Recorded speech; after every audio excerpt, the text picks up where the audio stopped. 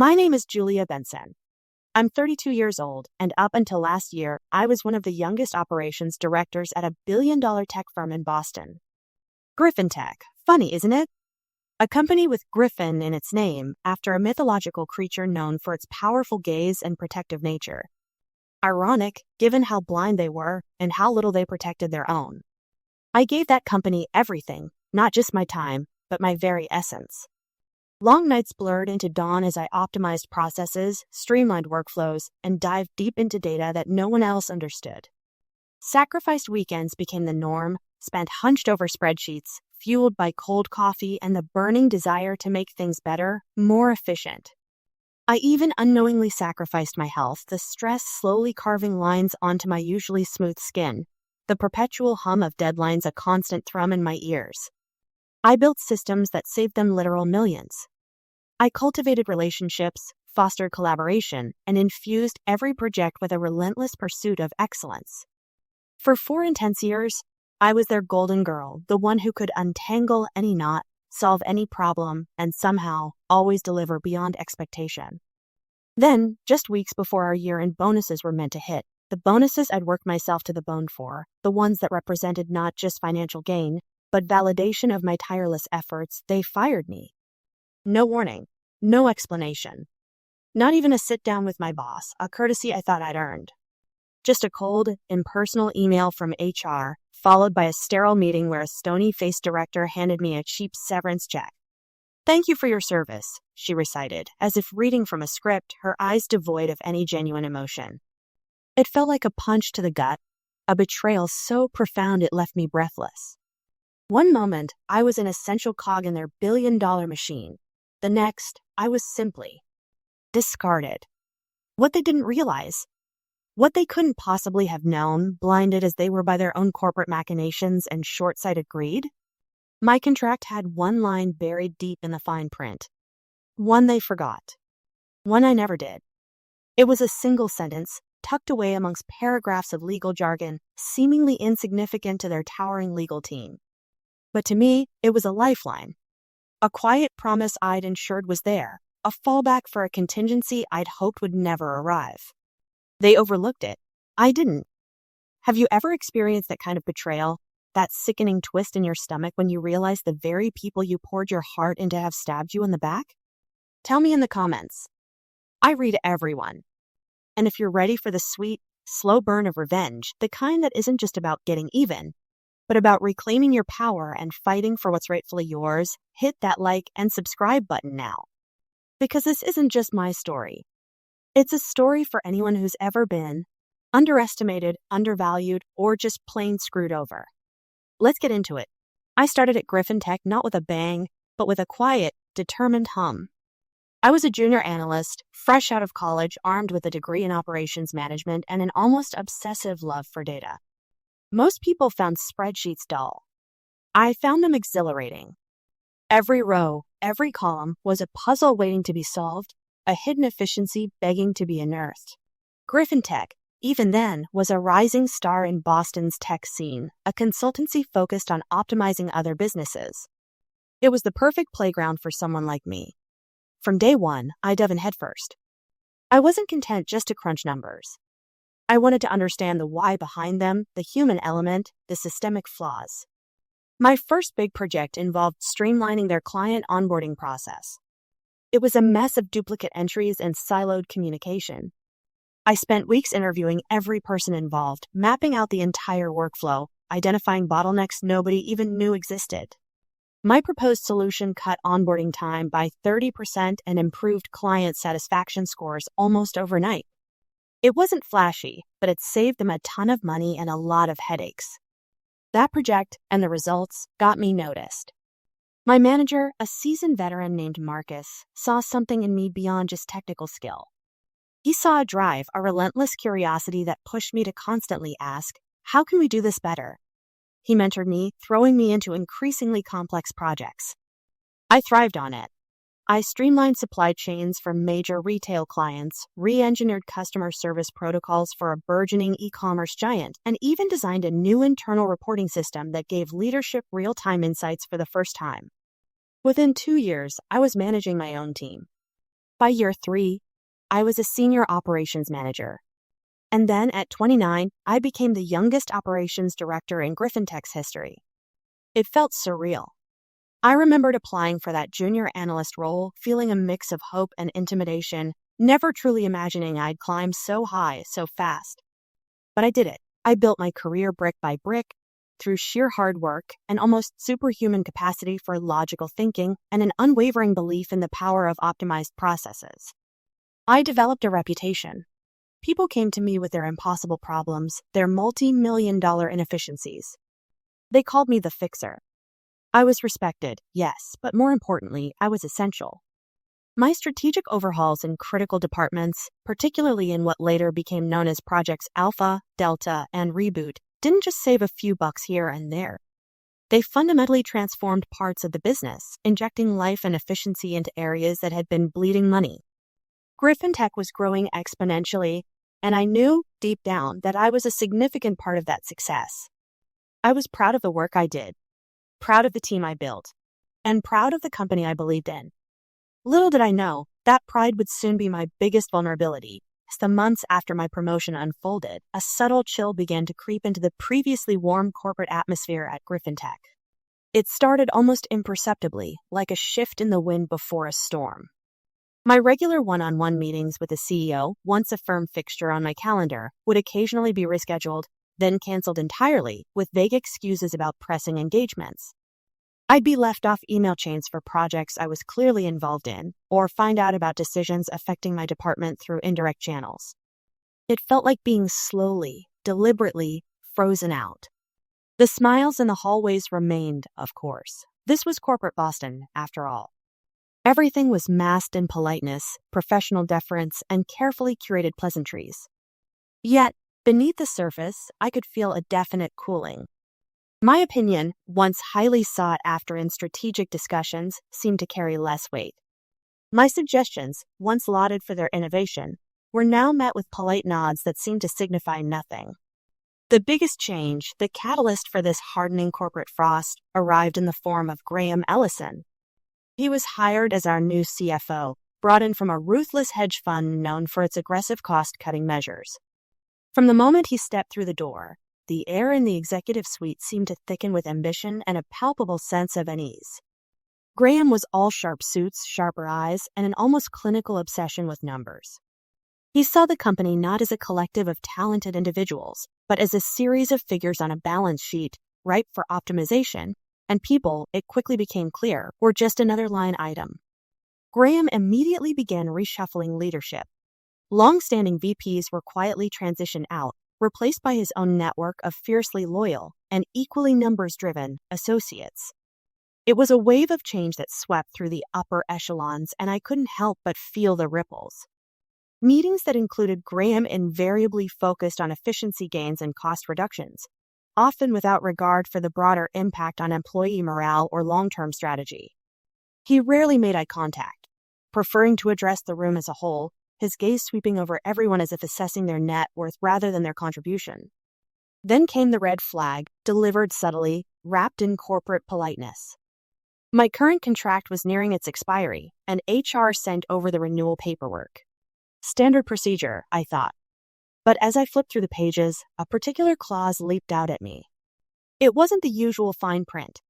It was a non-standard 30-day termination clause, allowing the company to terminate my employment with just a month's notice, without cause. This was highly unusual for someone at my level, especially given my demonstrated value and long-standing tenure. My gut screamed that something was off. It felt less like a contract renewal and more like a carefully laid trap. They were smiling, but the sharks were very much in the conference room, that 30-day termination clause gnawed at me. It felt like a trap, a subtle, legalistic warning that the ground beneath my feet at Griffin Tech was no longer as solid as it seemed. My gut instinct, honed by years of analyzing complex systems for vulnerabilities, screamed at me that something was deeply wrong. But my analytical mind also knew that without concrete evidence, it was just a feeling. So I did what anyone smart would do. I called Maya. Maya Patel wasn't just my friend from college. She was now a sharp, up-and-coming employment lawyer known for her meticulous attention to detail.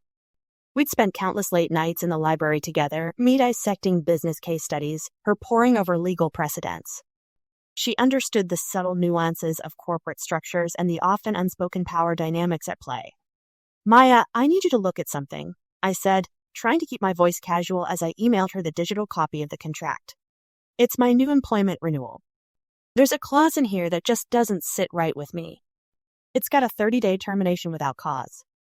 Is that normal for someone at my level?" Maya got back to me the next day. Her tone was serious. "It's highly unusual, Jules. It hints at instability or perhaps a desire for flexibility on their part. But," and here her voice dropped to a conspiratorial whisper, "there's something else." My heart hammered. "What is it?" I asked, leaning closer to the phone. "I went through it with a fine-tooth comb, looking for anything that might protect you if this termination clause were ever invoked," she explained. "It took some digging, but I found it. It's buried deep, almost obscured by layers of standard corporate legal language. It's a performance-based incentive, but it's structured in a very specific way. Listen to this. Julia Benson will receive 10% net profits attributable to operational restructuring initiated in projects Alpha, Delta, and Reboot if terminated within 60 days of fiscal year end." I blinked. Projects Alpha, Delta, and Reboot. My babies. The massive, company-wide overhauls I had spearheaded. The ones that had already saved the company tens of millions and were projected to net them even more by the end of the fiscal year. These were the projects that had solidified my reputation as Griffin Tech's golden girl. And now, a clause tied to their profits. "What does that even mean?" I asked, my mind racing. "It means exactly what it says," Maya replied. "If Griffin Tech were to terminate you within 60 days of their fiscal year end, and if those projects generated net profits, you'd be entitled to a 10% cut of those specific profits. It's a golden parachute, Julia, albeit a strangely specific one. But why would they put something like that in there?" Maya mused. "Could be a remnant from an old template, or a last-minute concession from a time when they truly valued you and wanted an extra incentive. Or maybe it was a way to appease you if they were planning something, a kind of legal placatory measure they hoped you'd overlook because of the odd termination clause. But the key is, it's in there." My analytical mind kicked in. "So, if I insist it remains, and they sign, even with that 30-day termination clause, I have some protection?" "Exactly," Maya confirmed. "It changes the entire dynamic. They might assume you won't notice it, or that its conditions are so specific it'll never be triggered. But you will know. And you should absolutely insist it remains," and I did. When Griffin Tech's legal team sent over the final version of the contract, I made sure that obscure clause was still there. They probably just glanced over it, focused on the immediate implications of the 30-day termination. They never removed it. I signed. Little did they know, that single, unassuming sentence would become the very sword I would later wield. Each day it happened as etched into my memory with painful clarity. It was a Tuesday, the air crisp with the promise of a Boston autumn, just days before Griffin Tech's highly anticipated public annual earnings announcement. The buzz in the office was palpable. Whispers of record growth and impressive profit margins were everywhere. I'd played no small part in that. My initiatives, Project Alpha and Project Reboot, had not only met but exceeded their projections, contributing a massive 22% to the company's bolstered earnings. I felt a quiet satisfaction, a sense of accomplishment that transcended mere numbers. This was the culmination of years of tireless work, a testament to my dedication. Then the meeting request landed in my inbox. Immediate attendance required in HR office, conference room B. No agenda. No explanation. Just a curt instruction. A cold ripple of apprehension ran down my spine, a familiar feeling from my earlier observations of Graham Ellison's corporate reshuffles. But I pushed it aside. What could it be? A new, challenging project? An internal award for my contributions? My mind scrambled for positive explanations, anything to counter the rising unease. I walked into conference room B, and the atmosphere was instantly chilling. Sandra Liu, the HR director, sat across from a stern-faced corporate lawyer I didn't recognize. There was no friendly greeting, no preliminary pleasantries. Sandra, usually so warm and approachable, avoided my gaze, her expression a mask of practiced neutrality. The lawyer, with his sharp suit and even sharper eyes, simply nodded once. A gesture devoid of welcome. Julia, thank you for coming, Sandra began, her voice unusually formal, almost stilted. As of today, your employment with Griffin Tech has been terminated, effective immediately. The words hung in the air, a punch to the gut that stole my breath. Terminated? Me, the golden girl, the essential director, the one who had just propelled their earnings to a record high. My mind reeled. Due to department restructuring, the lawyer added, his voice flat and clinical as if reading from a script. Your role has been deemed redundant in the current operational structure. Redundant? The absurdity of it made me want to laugh or scream. My projects Alpha and Reboot had just delivered a quarter of their growth. How could the very engine of their success be redundant? No warning? I managed to choke out, my voice barely a whisper, the shock giving way to a rising tide of disbelief and then a searing, hot rage. No notice? What about my bonus? My stock compensation? Sandra finally looked up, a flicker of something that might have been regret in her eyes, quickly veiled. Your employment agreement stipulates termination without cause, and your stock options require a vesting period that has not been met. All bonuses are discretionary and contingent on active employment at the time of payout. It was all delivered so clinically, so dispassionately. The message was clear. There would be no warnings, no explanations, and certainly no bonus. They had orchestrated this meticulously, just days before the official announcement, ensuring they reaped all the rewards of my labor while cutting me out of the picture entirely. They handed me a vague severance letter, a flimsy document that amounted to nothing more than a glorified receipt for my dismissal. I was escorted out of the building, my badge deactivated, my office contents to be shipped to me. As I walked out into the crisp Boston air, the casual chatter of my former colleagues, the triumphant buzz of a company about to announce its record earnings, all seemed to mock me. I left with nothing but a worthless piece of paper and a boiling rage that threatened to consume me whole. The knife had been driven deep, precisely between my shoulder blades, by the very people I had dedicated years of my life to building up. The days immediately following my termination at Griffin Tech were a blurry, suffocating haze of disbelief and despair. It was as if a critical piece of my identity had been ripped away, leaving a gaping, raw wound. I dedicated years to that company, poured my intellect and energy into its growth, and in return, I was cast aside like yesterday's news. The clinical dismissal, the utter lack of appreciation for my contributions, felt like a deliberate act of erasure. Then came the corporate gaslighting. I started hearing from former colleagues, cautiously, often through encrypted messages or hushed phone calls. They told me Griffin Tech's official line. I had resigned for personal reasons. Personal reasons? The sheer audacity of it left me reeling. They weren't just firing me. They were rewriting my narrative, twisting the truth to fit their own agenda.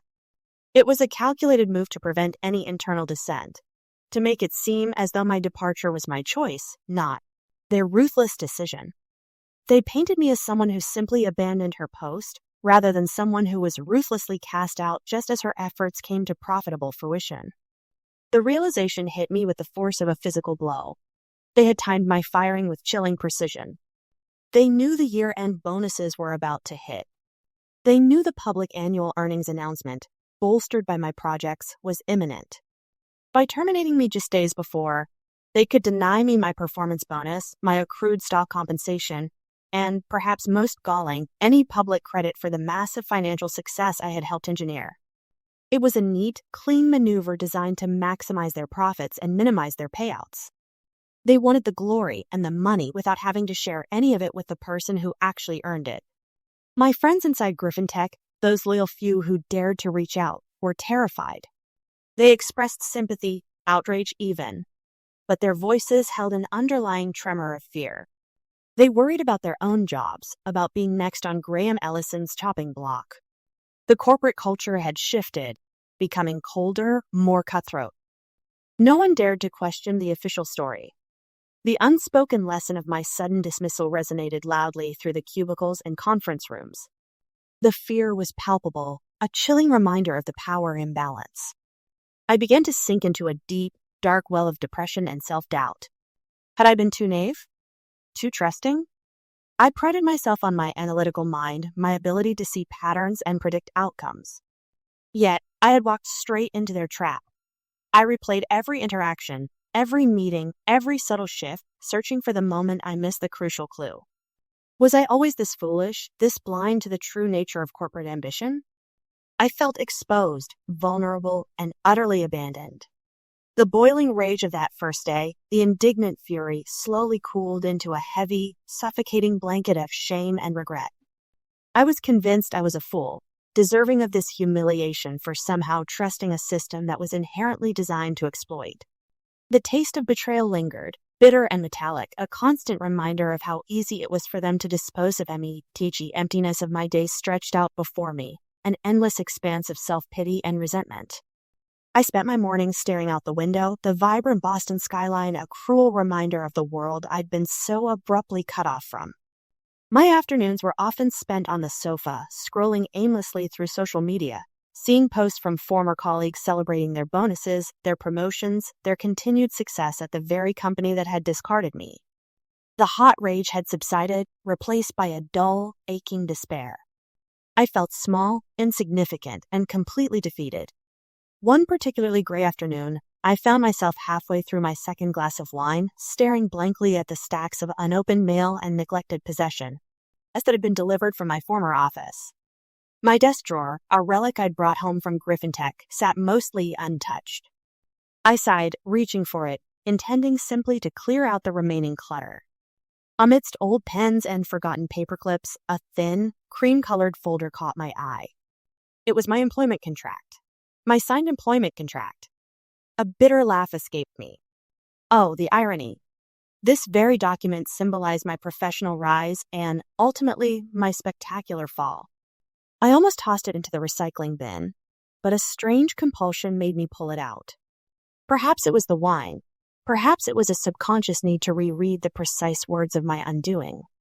I skimmed through the boilerplate language, the clauses about intellectual property, non-disclosure, the standard legal boilerplate. My eyes drifted past the 30-day termination clause, which now seemed like a cruel joke. And then my gaze snagged. There it was. The clause Maya had pointed out, the one I had insisted remained, buried deep within the legalese. The words seemed to jump off the page, stark and sudden, like a forgotten lifeline. Julia Benson will receive 10% net profits attributable to operational restructuring initiated in projects Alpha, Delta, and Reboot if terminated within 60 days of fiscal year end. My hand trembled and I almost dropped the glass. My breath hitched in my throat. Fiscal year end. I had been terminated just days before. The calculation, the timing, the carefully orchestrated exit, it all flooded back. They hadn't just forgotten about my bonus. They had forgotten about this. This specific, legally binding, highly lucrative clause, the wine-induced haze instantly evaporated, replaced by a surge of pure, unadulterated adrenaline. It was like a jolt of electricity, shocking me back to life. I scrambled for my phone, my fingers fumbling as I dialed Maya's number. She picked up on the second ring, her voice a little surprised. Julia? Is everything okay? Maya. The contract, the clause, the 10% one. It's still there. I practically shouted into the phone, my voice high with a mix of disbelief and burgeoning hope. There was a moment of silence on the other end, then a sharp intake of breath. Jules, are you serious? You still have the signed copy? Yes, it's right here. I held it up as if she could see it through the phone. Okay, calm down, Maya said, her lawyer brain already kicking into gear. This changes everything. Give me a minute to pull up their last earnings report, the one you helped them make so impressive. And we need to look closer at the specific profits tied to Alpha, Delta, and Reboot. If this clause is valid, and if their profits are what I think they are. Her voice trailed off, but I knew what she was thinking. The numbers I had helped generate. The millions in efficiency savings and new revenue streams. The 22% increase in earnings. We started calculating, Maya pulling up public financial statements, me rattling off figures and projections from my time there. The potential sum grew with each passing minute, spiraling upwards. It wasn't just a bonus. This was potentially life-changing. Upwards of $1.8 million. The despair I'd been drowning in for weeks suddenly lifted, replaced by a fierce, burning resolve. They thought I was powerless. They thought they had gotten away with it. They forgot about the clause. And that was their biggest mistake. The adrenaline surge from rediscovering the clause was exhilarating, but it was quickly tempered by Maya's pragmatic legal mind. This is big, Jules, but it's not a done deal. We have the contract, but Griffin Tech will fight.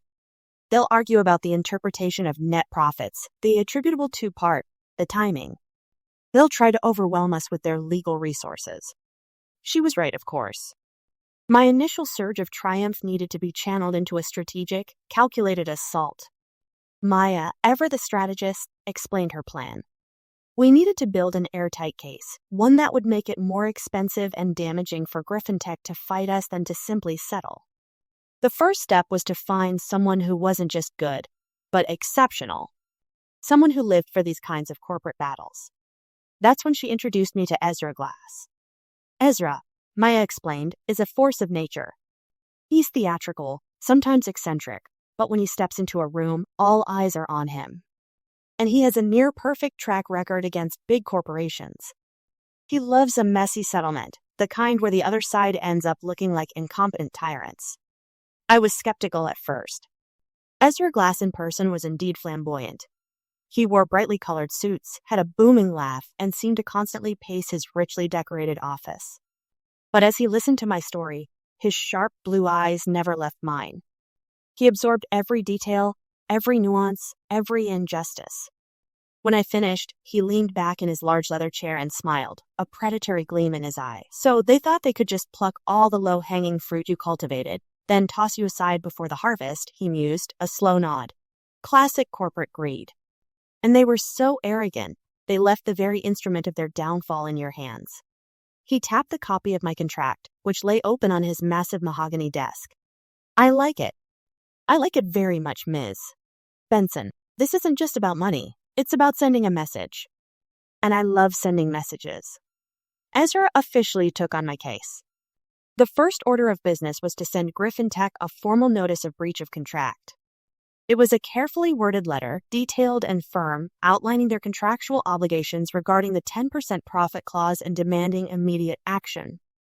Initially, as expected, they dismissed it. Mia forwarded me the one-line response from Griffin Tech's legal department. Your claims are without merit. Ms. Benson was justly terminated. A classic corporate brush-off. But Ezra wasn't deterred. He responded with another letter, this one less formal, more pointed. It hinted at taking the case public, at the potential for a class action lawsuit from other employees who might also have been unjustly treated, at the severe reputational damage an expose could inflict on a company built on public trust and innovation. He didn't just threaten. He painted a vivid picture of the headline-grabbing scandal that would erupt, the investor confidence that would plummet, the talent pool that would dry up as news spread of Griffin Tech's predatory tactics. That's when the panic started. I could almost feel it radiating from their polished, glass-fronted offices across town. The initial dismissal turned into a flurry of frantic emails, calls between their legal team and Ezra. Suddenly, my meritless claims were being taken very seriously. They didn't want a messy public battle. Corporate executives hated bad press more than almost anything, especially a tech company reliant on its progressive image to attract top talent and maintain investor confidence. Ezra had hit them where it truly hurt, their carefully constructed public image and their bottom line. The case was no longer just about me. It was about protecting their empire. And it was clear they were afraid the initial flurry of aggressive back and forth between Ezra Glass and Griffin Tech's legal team eventually led to a crucial turning point. Discovery Day. Under the mounting pressure of Ezra's implied threats and the tangible legal notice, Griffin Tech was forced into preliminary disclosure. This meant they had to start handing over internal documents, communications, and financial records relevant to my employment and, more specifically, to the projects cited in my contract. It was like opening a Pandora's box. For me, it wasn't just about the legal battle. It was about understanding the meticulously planned betrayal. I needed to see the internal workings, the cold, calculating decisions that led to my unceremonious dismissal. As I sifted through the mountains of digital files alongside Maya and Ezra's legal team, the pieces of the puzzle began to fall into place. Email chains, strategy memos, budget forecasts, meeting minutes, they painted a clear, disturbing picture. The primary architect of my downfall, as I suspected, was Graham Ellison. There were emails from Graham to the CEO and other board members, dating back months, where he laid out his vision for aggressive cost realignments and maximization of shareholder value. In one particularly scathing email, he referred to my department, and by extension me, as non-essential overhead once the major operational restructuring projects were nearing completion. He argued that retaining high-salaried directors like me, especially with upcoming bonus payouts, would dilute the per-share earnings he was so desperately trying to inflate. The hypocrisy was galling. He knew the bonus pool would be slim, as he was actively shrinking it, but the profits generated by projects Alpha and Reboot were soaring. He wanted those profits to reflect solely on his leadership, to be attributed to his leaner, new corporate structure, not to the operational wizardry of a director he now saw as disposable. One internal memo, marked highly confidential, for executive review only, stood out. It detailed the positive impact of projects Alpha, Delta, and Reboot on Griffintech's bottom line, outlining the exact figures of how much they had saved and generated. The language used was almost lyrical, praising the strategic foresight and unprecedented efficiency gains brought about by these initiatives. And then, at the very end of the memo, was a brief, almost clinical sentence discussing my upcoming contract renewal and the opportunity for further optimization by consolidating operational leadership. It was a thinly veiled euphemism for my termination. But the most damning piece of evidence, chilling in its cold impersonality, was an email from Graham Ellison directly to Sandra Liu, the HR director, just days before my firing. It contained a single, chilling sentence: proceed with Julia Benson's termination. Ensure it aligns with fiscal year-end contingency to maximize financial leverage. Maximizing financial leverage. That's what I was to them. A lever to pull to boost their numbers.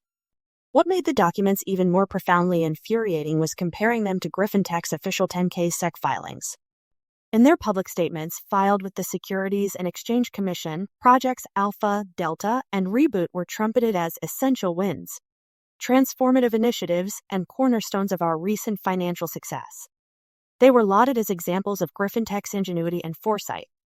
Yet, internally, the person responsible for those very projects, me, was deemed non-essential and a cost to be cut. The emotional impact of seeing this cold, calculated plot laid bare was immense. The gaslighting, the self-doubt, the feeling that I was simply a cog in a machine that discarded parts when convenient, all of it faded, replaced by a surge of righteous indignation. They weren't just wrong. They were malicious. And now I had the proof. This wasn't merely a contractual dispute anymore. It was a clear case of corporate manipulation and a blatant attempt to defraud me of what was rightfully mine. Ezra smiled when he saw my face. Ready to show them what non-essential really looks like, Julia? He asked. I nodded, a steely resolve now replacing my earlier pain. More than ready. The air in the private conference room felt thick and charged. This wasn't some ornate boardroom designed to impress. This was a sterile, utilitarian space, clearly chosen for its soundproofing and lack of distractions.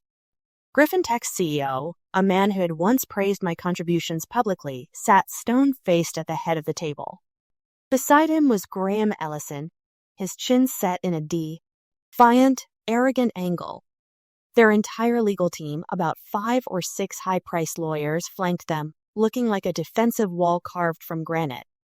On my side of the table sat Ezra Glass, radiating confidence in a vibrant sapphire suit, and Maya, her usual calm demeanor now infused with a quiet intensity.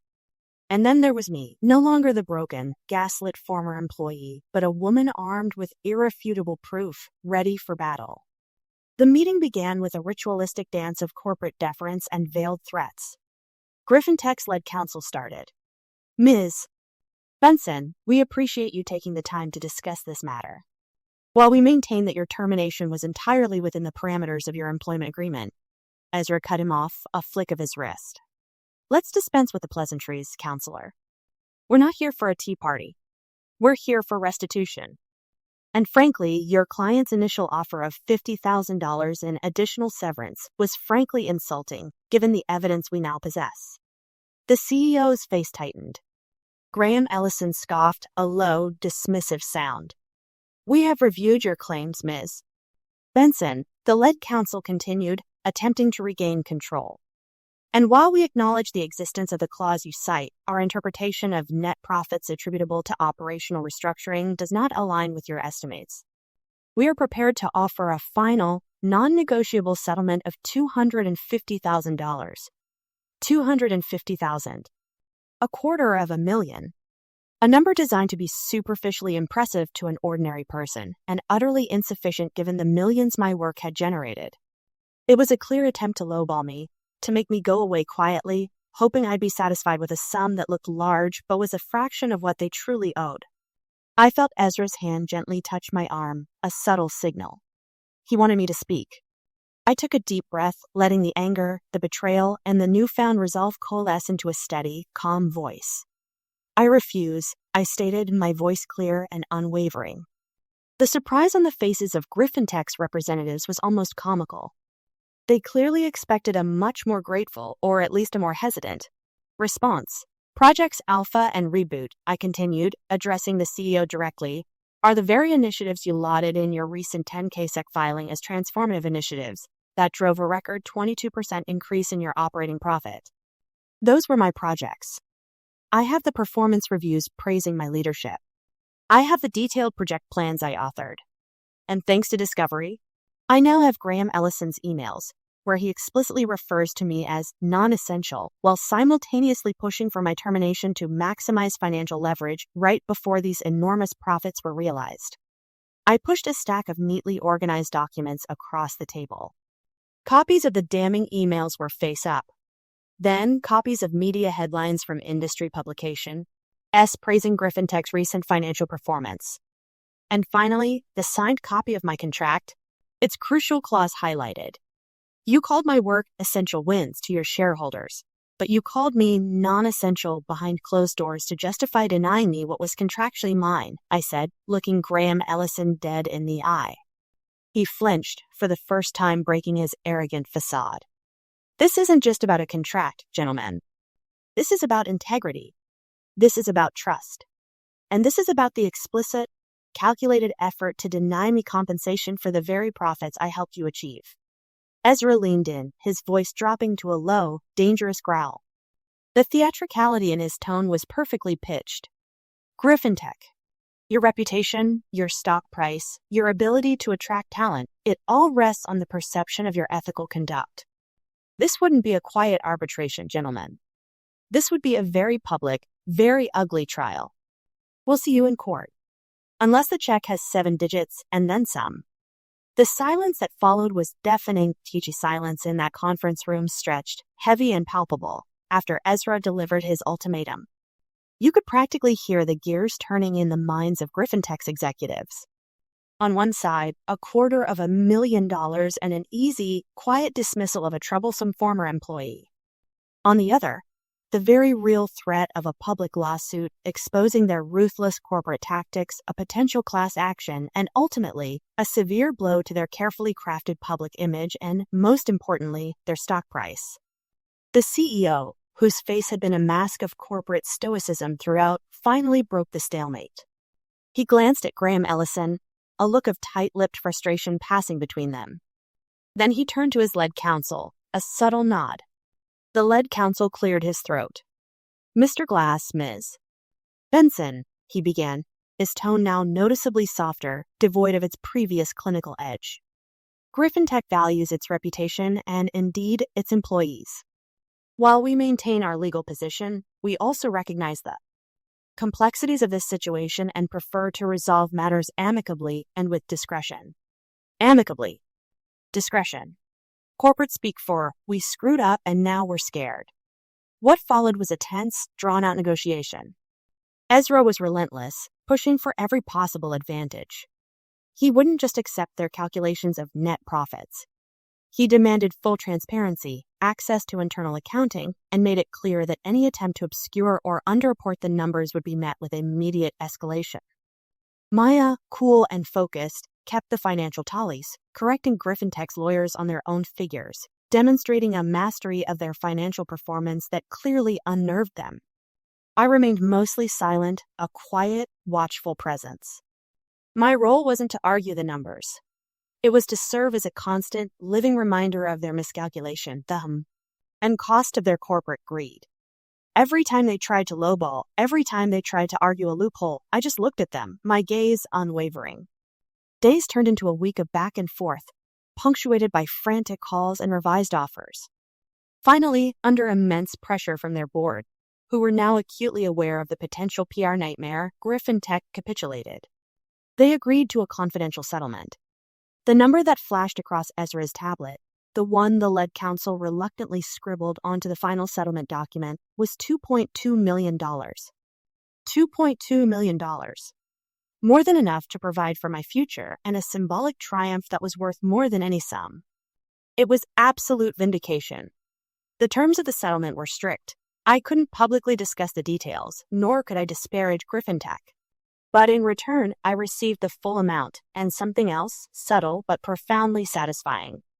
Buried on page 9 of a shareholder brief, a dry, innocuous-looking document usually read only by investors, was a small, 2-sentence acknowledgement. It stated that Griffin Tech and Ms. Julia Benson have amicably resolved all outstanding contractual disputes to mutual satisfaction, and Griffin Tech wishes Ms. Benson well in her future endeavors. It wasn't a bold headline, but for those who knew, for current employees and industry insiders, it was a clear signal. Griffin Tech had been forced to eat humble pie. They had been forced to acknowledge my existence and my victory. The ripple effects continued. Months later, news quietly circulated that Graham Ellison had resigned from Griffin Tech, citing personal issues. No fanfare, no glowing exit interviews. Just a quiet departure. I allowed myself a small, knowing smile. The sharks in those conference rooms had finally turned on one of their own, likely deciding he was too much of a liability after his miscalculation involving my contract and the potential public fallout.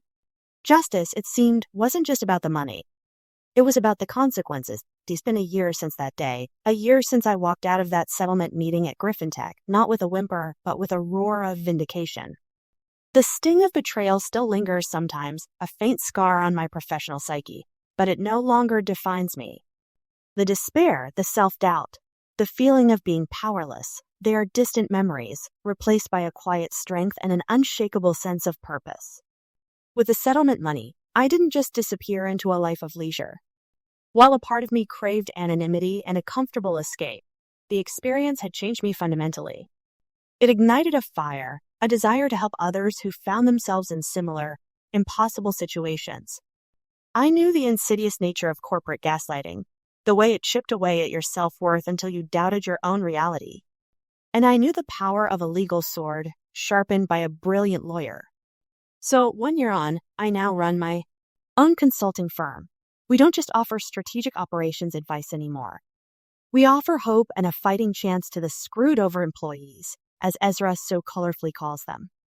We specialize in helping professionals who've been unfairly dismissed, denied bonuses, or had their intellectual property stolen. I leverage my deep understanding of corporate operations, my analytical mind, and crucially, my personal experience to guide these brave individuals. Maya is a core partner, her legal expertise invaluable in navigating the often treacherous waters of employment law. Ezra Glass, of course, is our lead litigator, bringing his flamboyant brilliance and ruthless efficiency to every case. We work with individuals, and sometimes even small groups, who have been wronged by large corporations. We teach them how to identify red flags, how to document everything, and most importantly, how to fight back when their worth is denied and their contributions are stolen. It's fulfilling work. There's a particular satisfaction in seeing the relief wash over someone's face when they realize they aren't alone, that their fight isn't hopeless. I've seen the patterns, the corporate plays, the subtle manipulations, and I'm able to help others decode them. I show them how their perceived weaknesses, their loyalty, their dedication, their willingness to trust can be weaponized against them, but also how their own foresight and diligence can become their shield and their weapon. I'm happier than I've ever been. I'm thriving, truly thriving, on my own terms. I'm no longer a cog in someone else's machine. I am the architect of my own destiny and a champion for others. The taste of revenge isn't bitter or hollow. It's a profound sense of justice that has allowed me to build something meaningful from the ashes of betrayal. So for anyone out there watching, for anyone who's ever been told they're non-essential, or that their hard work means nothing, remember my story. Don't ever let them write you off. Don't ever let them convince you that your efforts are disposable. Pay attention to the fine print. Document everything. Because sometimes one seemingly insignificant sentence in a contract can be more than just a piece of paper. It can be a sword. And mine? Mine cut deep.